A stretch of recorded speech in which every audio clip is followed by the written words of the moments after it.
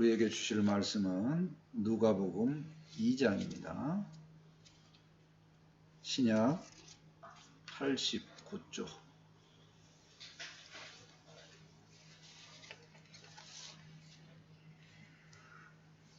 누가복음 2장 1절에서 7절까지 한 절씩 교독합니다.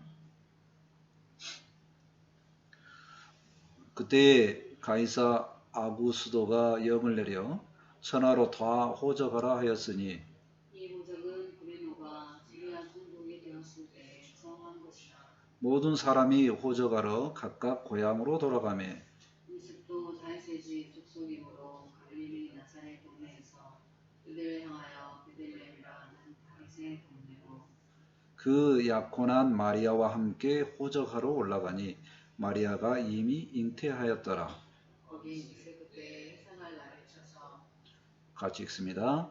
첫 아들을 낳아 강포로 싸서 구유에 누웠으니 이는 여관에 있을 곳이 없음이로라. 아멘. 오늘 말씀의 제목은 구유에 누이신 예수님 이렇게 잡아봤습니다. 12월이 지나가고 있습니다. 12월이 되면 가게에서는 이제 캐롤도 흘러나오고요. 성탄 맞이해서 이제 트리 장식도 있고 그렇습니다. 그런 것들을 보면 왠지 이제 마음이 설레고 또 기분이 좋아지는 그런 일도 있습니다. 네, 성탄의 진정한 의미가 휴일을 잘 보내냐, 또 축제를 즐기느냐 이런 쪽만 있는 게 아니고 오늘 말씀을 통해서 하나님께서 말씀하시는 성탄의 의미를 좀 생각해 왔으면 좋겠습니다. 첫 번째로 호적하라 명령을 살펴보고자 합니다. 1절을 보실까요? 그때 가이사 아구스토가 영을 내려 천하로 다 호적하라. 가이사 아구스토 시대를 이야기합니다. 역사적 사실이죠. 성경을 이야기책으로 생각하는 사람이 있어요. 근데 역사적 사실로 굉장히 고전 중에 훌륭한 책입니다. 가이사는 원래 이름이 가이우스 율리우스 케사르 옥타비아누스 이겁니다. 이름이. 로마 황제는 초대 황제인데 이름이 길어요. 길어. 어렸을 때 보는 책들 중에 이제 케사르는 뭐 시저 이렇게 갖고 나타내기도 하는데요. 좌우지간 로마 황제는 전 세계, 그 당시에 전 세계를 다스릴 사람입니다. 이 사람이 명령을 하죠. 다 호적해라. 호적을 하라는 겁니다. 호적은 호적 초본 이거와 관련이 있는 단어인데 내가 태어난 것, 그것은 이제 국민의 신분 관계를 기록한 거죠.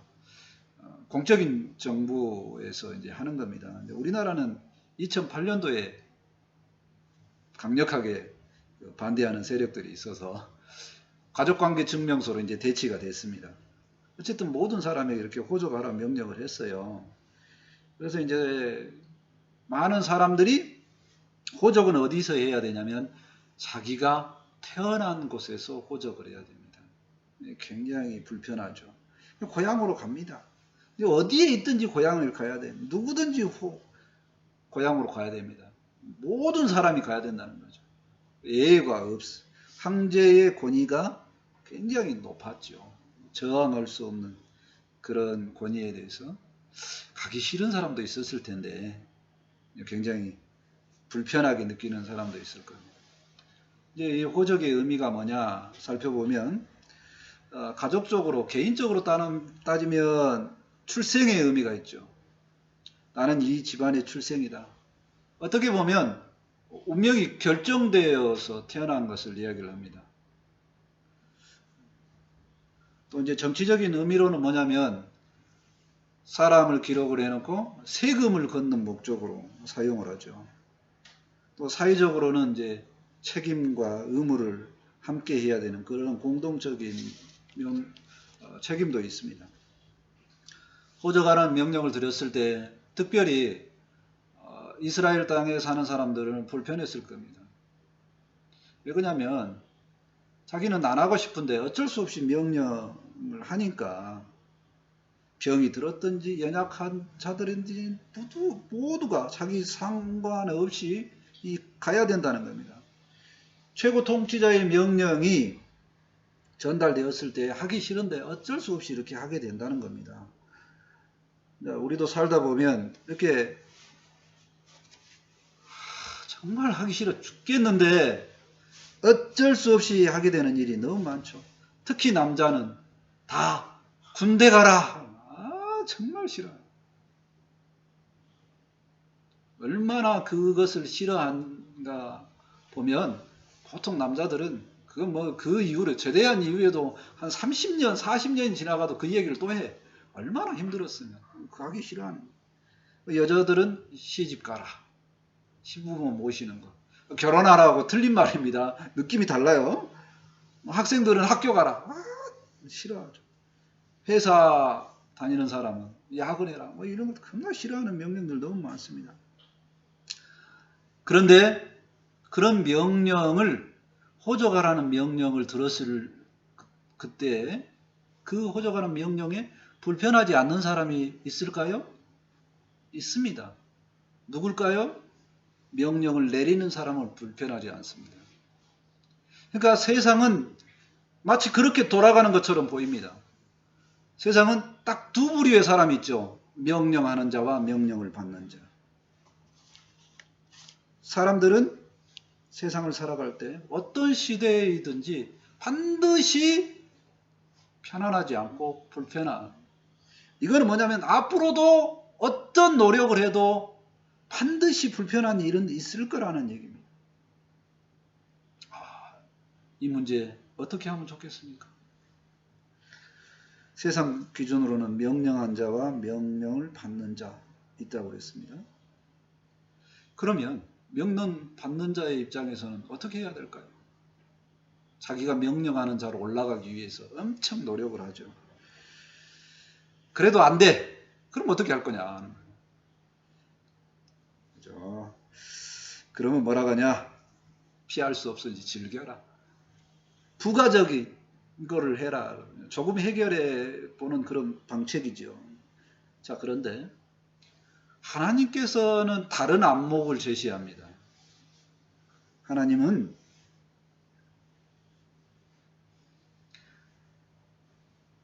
세상에 부류가 두 부류가 있는 것, 명령한 자와 명령을 받는 자가 있는 게 아니라 하나님께서는 뭐라고 하냐면 내가 선택한 자와 선택하지 아니한 자가 있다라고 이야기를 합니다. 그래, 인생은 선택받았을 때 불편한 일만 하라고 태어난 것이 아니라 하나님께 선택받은 인생이 있고 선택받지 않는 인생이 있다. 그걸 알고 살아라라고 이야기를 하는 겁니다. 선택받지 않는 인생은요, 세상의 가치관에 의해서 그 명령의 결정에 의해서 살아갑니다. 그러다가 결국엔 죽음을 향해 가죠. 근데 하나님께 선택받은 사람들은요, 이게 인생이 끝이 아니라는 거예요. 소망이 있다는 겁니다. 다른 삶이 있다는 거죠. 하나님께서 책임져 주는 인생입니다. 이사야 43장 1절에 우리의 인생을 이렇게 이야기합니다. 너를 창조하신 여호와께서 지금 말씀하시느니라. 너를 지으신 이가 말씀하시느니라. 너는 두려워하지 말라. 내가 너를 구속하였고 내가 너를 지명하여 불렀나니 너는 내 것이라. 하나님께서 수많은 사람들 중에 지명해서 너 와 이렇게 했고 하나님의 것으로 선택했다는 겁니다.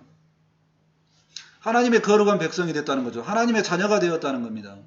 이게 어려움과 무슨 의미가 있을까요? 하나님께서 책임져 주신다는 겁니다. 하나님께서 함께 하심으로 그 인생이 무엇을 하든가 하나님의 백성으로 살아가게끔 한다는 겁니다. 하나님께서 보호해 주시고 귀한 존재가 되도록 이 땅에서 어떤 여행자 같은 삶을 살든가 이 땅에서 고생하고 힘들지만 본향을 향해서 가는 삶을 살도록 하는 거죠. 나의 존재가 달라졌다는 것을 인식하게 하는 겁니다. 하나님 너를 선택했다라고 하는 것입니다. 저도 이 선택이 있음을 확신한 다음부터 인생이 굉장히 달라졌습니다. 처음에 저의 이 선택을 몰랐을 때 내가 나 자신을 바라볼 때 어떤 인생이냐면 농사꾼의 아들입니다. 항상 명령을 받는 자죠. 나는 왜 이렇게 태어났을까? 불만이 없었을까요? 뒤집어 버리고 싶은 생각이 없었을까요? 있었습니다. 근데 노력하려고 보니까 너무 힘들어. 그래서 포기하지라고 하는 것이 뭐냐면 명령 받으면서 살겠다는 뜻이 아니라 나는 인생을 포기하지로 이렇게 했습니다. 삶은 끊어버리지. 자, 그런데 끊으려고 딱 했는데 걸리는 사람이 유일하게 딱 한 사람이 있어요. 어머니가 나를 너무 좋아해. 너무 귀하다고 그래. 그러니까 해결할 방법이 없네. 어머니 별로 내가 중요하지 않는 존재입니다. 설득할 수 있는 방법도 없고. 그래서 이제 그냥 살아가게 됩니다. 그러면서 내가 조금 머리가 커지면서 이 판을 좀 뒤집는 방법이 없을까라 아무리 연구를 해봐도 아무리 공부를 해봐도 판을 뒤집는 방법은 없어. 그러니 어떻게? 새 판을 만들어야 되겠다라고 생각합니다. 그게 바로 영화에서도 나왔던 지구 폭발입니다. 굉장히 거기에 동의하면서 살았습니다. 자, 그러다가 성경 말씀을 접하게 됐는데요. 잘 이해가 안 되더라고요. 뭔 말인지 국어적으로 이해가 안 됩니다. 근데 군대 생활할 때 혼자 성경을 읽어보는데 어느 날 갑자기 이 성경들이 의미가 이해가 되기 시작한다. 그러면서 확신을 하게 됩니다. 나는 하나님께서 선택한 백성이구나. 하나님께서 선택한 백성인 것을 내가 어떻게 알 수 있느냐? 이상하게 성경이 이해가 되기 시작하는 겁니다. 간단한 예로 들어보면요. 창세기 1장 1절에 태초에 하나님이 천지를 창조하시니라, 이 말씀이 딱 어떤 사람에게 들려집니다. 근데 하나님이 창조를 하셨어? 하나님이 창조했고 하나님이 다스려? 근데 왜 이 세상은 이렇게 불평하고 불합리하고 뭔가가 잘 안 되어 가는 거지? 하나님은 왜 그랬지? 라고 하나님 편에서 해석을 하고 뭔가 연구를 하기 시작하려고 합니다. 자, 이게 선택받은 사람들의 반응입니다. 선택받지 않는 사람들의 반응은 뭐냐면요. 이걸 뒤집어 버리려고 합니다. 하나님이 창조 안 했어. 다른 원리야. 그러고 나서 막 나름대로 알아봅니다. 첫 규절을 뒤집어 버리려고 합니다. 그러면서 알아보니까 진화론이 굉장히 합리적이네. 당분간은 이거 선택하자 하고 살아갑니다. 극명하게 알아집니다. 성경 말씀이 들려질 때 이해가 되고 왜 그러지에 대해서 알아보고자 하는 사람은 선택받는 사람이라는 거예요. 그럼 내 인생이 선택받은 사람이 된 다음부터 어떻게 바뀌었냐? 마음의 평강이 오게 됩니다. 안 죽어도 되겠다는 거예요. 평강이 오게 되는 가장 중요한 근거는 뭐냐면요. 이 세상은 너무나 평등하다는 거예요. 불공평한 것이 아니에요. 모든 사람은 태어나고 모든 사람은 죽고 모든 사람은 선택받는, 모든 사람은 심판받는다. 요거 안에 있다는 거예요. 그래서 그 마음의 평강을 가지고 그 다음부터는 속쓰리지 않는 인생이 되었습니다. 세상은 겉으로 보기에 명령하는 자와 명령을 받는 자처럼 보여집니다. 그러나 하나님 안에서 보면, 영안이 열리면 세상은 하나님께서 선택하신 자와 선택받지 못한 자로 분리됩니다. 오도가라는 명령을 통해서 우리의 인생이 어떤 이치인가를 생각을 해봤습니다. 우리 모두는 예배드리는 우리는 주님께서 선택한 백성임을 믿습니다. 아멘. 자, 두 번째, 베들레헴으로 가는 내용을 보고자 합니다. 4절 말씀을 보실까요?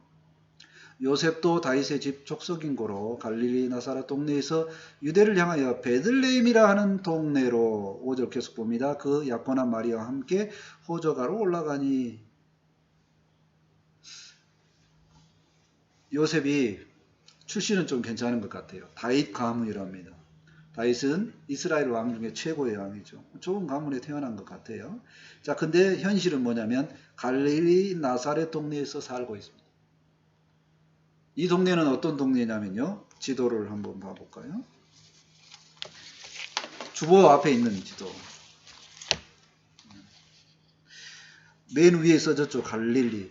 가장 북단에 있습니다. 그러니까 다른 나라와 인접 지역이에요. 그러니까 중앙에 있는 나라가 돌보지 않으면 자꾸 외국에서 침입해서 막 섞여서 사는 나라. 굉장히 그 혜택을 못 받는 나라. 못 받는 동네. 대한민국으로 말하면 혜택을 지극히 못 받고 있는 목포 같은 지역. 강원도 끝쪽? 뭐 이렇게 생각을 해봐도 됩니다. 자, 어쨌든 거기에 있는데 어디까지 와야 된다고요? 예루살렘은 한참 밑에죠. 예루살렘 밑에가 베들레헴이 있네. 거기까지 와야 된다는 겁니다. 직선거리로는 120km예요. 그러니까 이스라엘 전체 땅이 굉장히 적어요. 우리나라로 따지면 전라남도 뭐 합친 거 정도 이렇게 길다란 나라라고 했습니다. 직선거리는 120km인데 도로를 따라서 가면요 한 200여 km가 된다고 합니다. 이 거리를 걸어가야 됩니다. 누구하고 함께요? 야코난 마리아와 함께. 야코난 마리아하고 가니까 그 여행길이 꽃길이고 즐거웠을까요? 아닙니다. 근데 마리아는 왜 같이 갔을까요? 여기서 그 정혼은 우리나라 정혼하고 다르게 결혼하고 똑같습니다. 첫 해만을 첫 해에 이거를 이제 정혼이라고 그런 식으로 이야기를 해요. 정혼하는 기간에 여자가 문제가 없으면 파혼을 안 하고 결혼을 진행을 합니다.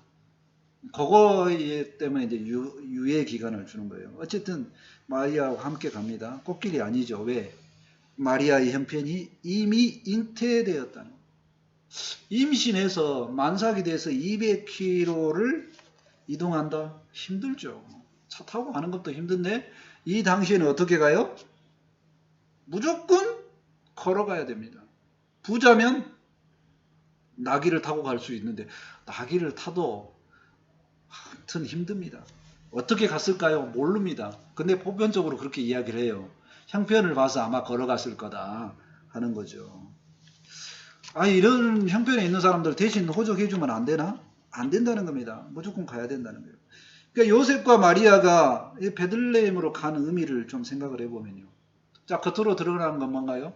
황제가 명령을 했어요. 무조건 들어야 돼. 안 그러면 큰일 나죠. 큰일 납니다. 그러니까 무조건 걸어간다는 거예요. 이스라엘 백성들은 택한 백성들인데 왜 이렇게 불편하게 살까? 믿는 사람도요 불편하게 산다는 거예요. 인생에 항상 꽃길만 있다는 거 아닙니다. 꽃길을 생각하는 인생을 살아가는 사람은요 인생이 팍팍합니다.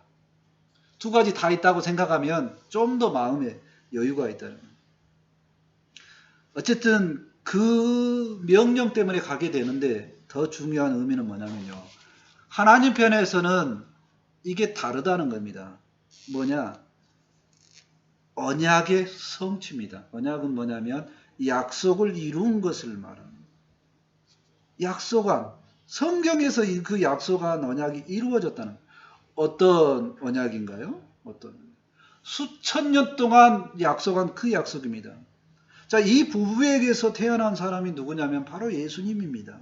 예수님이 어디에서 태어나야 되냐면 베들레헴에서 태어나야 되기 때문에 하나님은 황제에게 명령을 하게 하셨고 베들레헴에 가서 태어나게 하셨다는 겁니다. 세상의 역사는요. 명령권자에 의해서 흘러가는 것처럼 보입니다. 그러나 역사를 이루시는 하나님에 의해서 이루어진다는 겁니다. 반드시 예수님은 어디에서 태어나야 된다고요? 베들레헴에서 태어나야 됩니다. 그것을 언제 약속했다고요? 수천 년 전에 이미 약속했다는 거예요. 어디에서부터? 창세기부터. 구원자는 여자의 후손으로 와야 된다. 성령의 마리아에게 태어나야 됩니다. 그 이후로 아브라함에게도 모세에게도 항상 명령했습니다. 너를 구원한 너희를 다스릴 구주가 내게서 내 후손으로 나오겠다라고 이야기를 합니다. 인칭, 이 명사가 정확하게 베들레헴이라는 장소가 이것을 알고 감동받은 내용은 미가서에 나옵니다. 미가서 5장 2절에서 5절까지인데요. 베들레헴 에브라다야 너는 유다 족속 중에 작을지라도 이스라엘을 다스릴 자가 내게로 나올 것이니라. 이렇게 말합니다. 믿음의 사람 모두를 다스릴 사람이 베들레헴에서 태어난다는 거죠. 그리고 그 존재를 뭐라고 하냐면 그의 근본은 상고의 영혼에 있느니라. 그 근본 대신 예수님이 상고 아주 오래되었고 영원부터 있었다는 겁니다. 그는 어떤 사람이냐면 그가 여호와의 능력과 그의 하나님 여호와의 이름을 의지하여 서서 목축하니 많은 이스라엘 사람들을 여호와의 능력으로 여호와의 이름으로 다스리겠다고 합니다. 그리고 그의 능력이 어디까지 미치냐면 그가 창대하여 땅 끝까지 이르라. 이 사람은 어떤 사람이냐? 이 사람은 평강이 될 것이니라. 예수님께서 다스리는 방식은 평강이라는 겁니다. 예수님을 영접하면, 예수님을 맞이하면 마음에 평강이 옵니다. 그게 가장 우선적으로 온다는 겁니다. 베들레헴에서 예수님이 태어나신 것은 수천 년의 역사를 놓고 하나님께서 일하시는, 끊임없이 일하시는 신실하신 하나님을 보여주는 내용입니다. 하나님은 언약하셨고 약속하셨고 반드시 이루신다는, 어떤 존재가 수천 년 동안 계획하고 수천 년 동안 일을 진행하고 있겠습니까? 오직 하나님뿐입니다. 하나님만 가능하십니다. 더 나아가 하나님은 이걸로 끝낸 게 아니라, 예수님으로 끝낸 게 아니라 그 이후의 역사, 예수님의 부활과 또 모든 세상의 종말과 그 위의 모든 세상까지 하나님께서는 말씀하셨고 또 이것을 다스려갔음을 이야기하고 있습니다. 그래서 이 약속 가운데 예수님께서는 베들레헴에 태어나신 것. 그래서 그 예수님의 탄생이 중요하다는 겁니다. 예수님은 거기에서 태어나야 되고 반드시 약속으로 오셨고 반드시 예수님이 하시는 일은 구원을 위해서 오셨다는 겁니다. 우리를 다스리기 위해 오셨다는 겁니다. 제 개인적인 인생을 봐도 어떻게 살다 보니까 목포에서 참 오래 삽니다. 근데 왜 하필 목포냐라고 생각을 하면 지금 돌아보면은 가장 중요한 것이 뭐냐면요. 나는 진짜로 사람하고 관계성이나 사람의 능력이 없습니다. 자녀를 키울 능력이 없어 특히. 그런데 목포 땅에 있다 보니까 자녀들이 스스로 알아서 잘 컸어. 하나님의 돌보심에 따라서 다른 청년들에 비해서 훨씬 잘 컸습니다. 이게 가장 감사죠. 그걸 알게 될 때 내 마음에 평강이 옵니다. 제가 청년의 때로 다시 돌아가면 그때는 누구하고든 부딪히고 싸움하고 다툼을 많이 했던, 누군가하고 대화를 하면 분을 못 이겨서 막 어떻게 복수를 할까 막 이렇게 많이 생각하고 있던 사람인데 지금은 상당히 이제 평강의 사람이 되었다는 겁니다. 주님을 만난 이후로 상당히 평강이 되었다는 게 그게 이제 감사 제목입니다. 성탄이 다가올수록 예수님을 탄생하게 하신 하나님은 아직도 일하고 계신다. 내 인생에 있어서 어떻게 작동하시는지, 어떻게 일하신지는 자기의 마음의 소원과 평생에 돌아보면 끝 지점에 가면 하나님께서 어떻게 이루어 가셨구나 알게 됩니다. 중년에 있을 때 또 청년에 있을 때는 모르죠. 노년에 가보면 압니다. 다만 지금까지 내게 이루어 주신 것이 이거라는 생각을 해볼 수 있습니다. 베들레헴이라는 단어를 생각할 때, 예수님의 탄생을 생각할 때 신실하게 일하시는 하나님을 생각을 하며 살았으면 좋겠습니다. 아멘. 세 번째로 구위에 누이신 예수님을 바라보고자 합니다. 마리아가 해산할 날이 됐어요. 안 좋은 조건에 지금 호적을 하러 가는 거죠. 7절 말씀 보실까요? 첫 아들을 낳아 강포로 싸서 구위에 누였으니 이는 여관에 있을 곳이 없음이로라. 엄청나게 힘든 해산의 고통을 해야 되는데, 그 고통과 함께 출산을 해야 되는데 아무도 이 어린 부부를 받아줄 사람이 없어요. 아니 받아줘서 그 마국간 같은 곳에 갔을까요? 아니면 너무 혜택을 못 받았어요. 집이 아닙니다. 아무리 불쌍해도 부부가 있으면, 그 부부가 있으면요, 혼자 날 때 말고요, 부부가 있으면 최소한 집에서 납니다. 근데 구유에 낳게 됐다는 얘기죠. 왜 예수님은 구유에 태어나셨을까? 정말 어려운 환경이죠.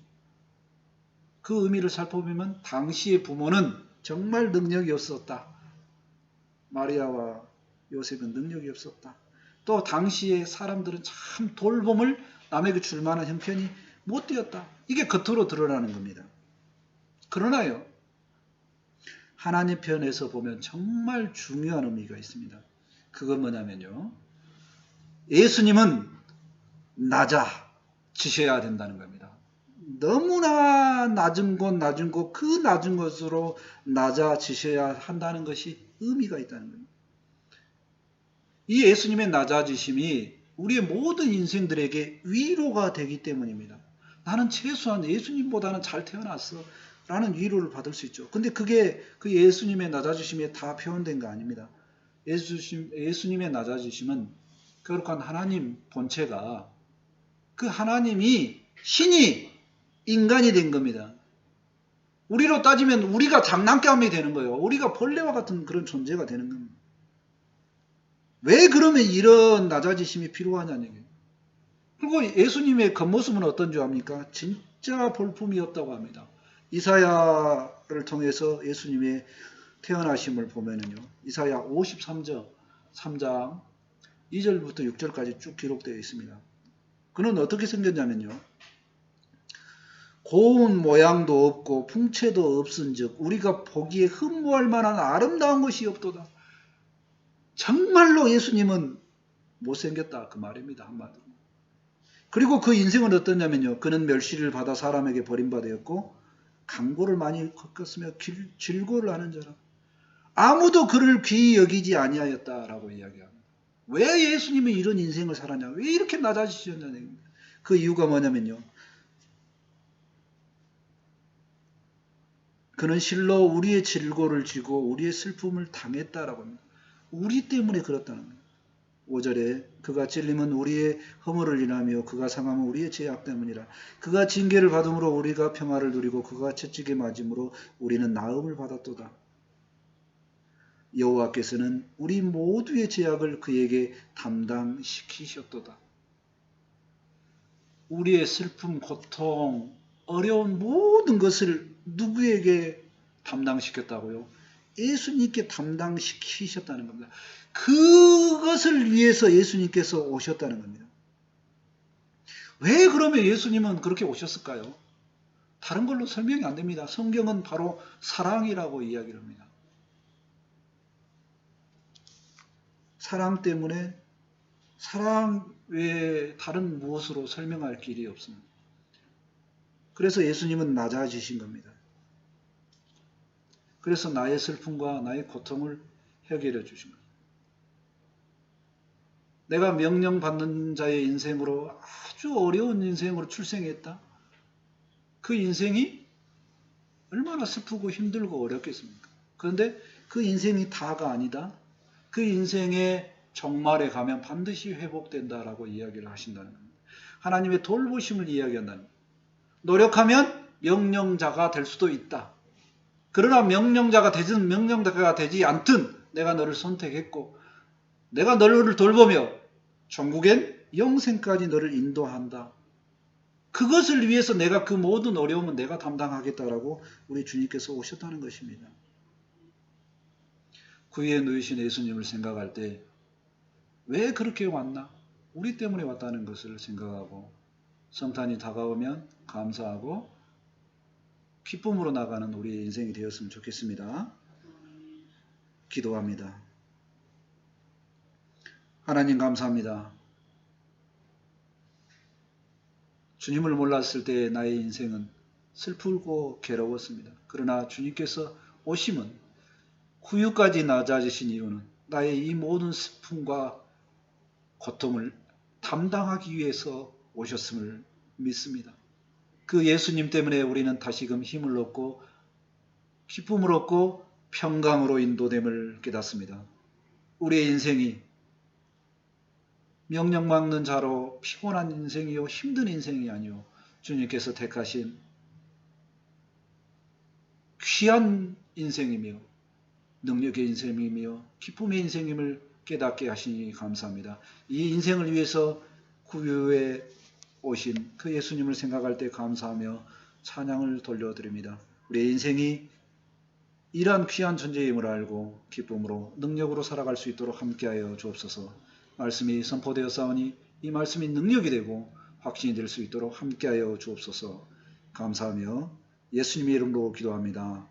아멘. 애울 말씀 같이 읽어봅니다. 누가복음 2장 7절입니다. 시작. 누가복음 2장 7절 말씀. 첫 아들을 낳아 강보로 싸서 구유에 누였으니 순서가 들렸습니다.